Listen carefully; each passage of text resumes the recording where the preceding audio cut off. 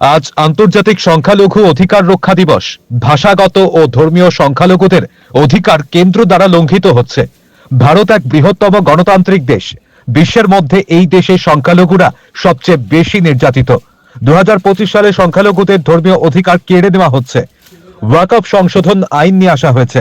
এই আইনের দ্বারা সংখ্যালঘু মানুষদের মসজিদ, মাদ্রাসা, কবরস্থান পরিচালনা করার অধিকার কেড়ে নেওয়া হচ্ছে। শেক্সপিয়ার সরণির ইরফান লাইব্রেরিতে এদিন সংখ্যালঘু অধিকার রক্ষার দাবিতে সংখ্যালঘু যুব ফেডারেশন কলকাতার পক্ষ থেকে কনভেনশনে এই বিষয়গুলি উঠে আসে। আজকে 18 ডিসেম্বর আন্তর্জাতিক সংখ্যালঘু অধিকার রক্ষা দিবস। ভাষাগত এবং ধর্মীয় সংখ্যালঘুদের অধিকার প্রতিষ্ঠিত হচ্ছে না রাষ্ট্র দ্বারা অধিকার লঙ্ঘিত হচ্ছে সে নিয়ে একটা মূল্যায়ন করার দিন।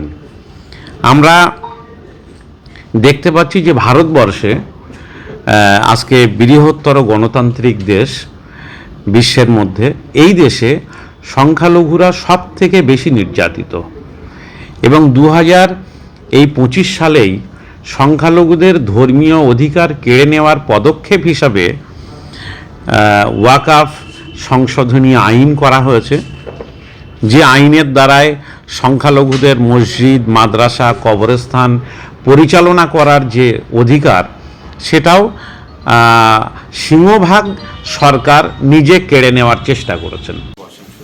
সংখ্যালঘুদের দমিয়ে রাখার চেষ্টা চালিয়ে যাচ্ছে কেন্দ্র সরকার।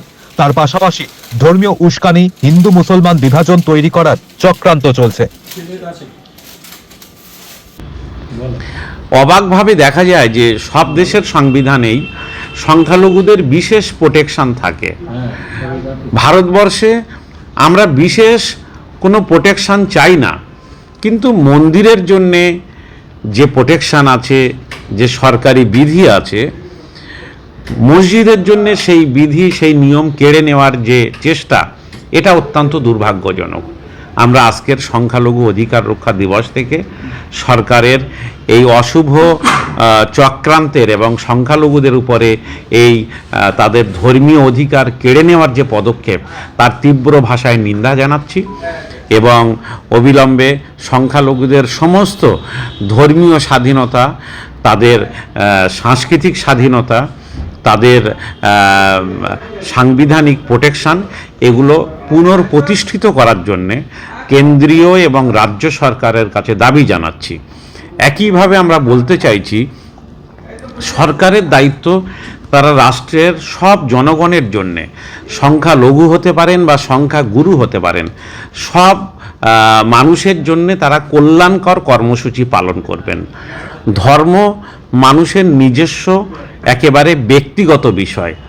এই ব্যক্তিগত বিষয়ে মানুষ নামাজ পড়বেন না মানুষ পূজা করবেন, মানুষ গৌতম বুদ্ধের সামনে দাঁড়াবেন না মানুষ যীশু খ্রিস্টের সামনে দাঁড়িয়ে প্রার্থনা করবেন, এটা মানুষের ব্যক্তিগত বিষয় এবং এই ব্যক্তিগত বিষয়ে রাষ্ট্র না পৃষ্ঠপোষকতা করতে পারে, না রাষ্ট্র হস্তক্ষেপ করতে পারে। আজকে রাষ্ট্র নিজের রাজধর্ম পালনের পরিবর্তে, উন্নয়ন এবং ওয়েলফেয়ার কর্মকাণ্ডের পরিবর্তে, মানুষের ইনসাফ আর ন্যায় বিচার দেওয়ার পরিবর্তে ধর্মস্থানে ঢুকে পড়ছে। সরকার মন্দির বানাচ্ছে, সরকার তারা দুর্গাঙ্গন বানাচ্ছে। এই ধরনের কর্মকাণ্ড থেকে সরকার সরে আসুক, সরকার সাধারণ মানুষের দৈনন্দিন উন্নয়নমূলক কাজে নজর দিক।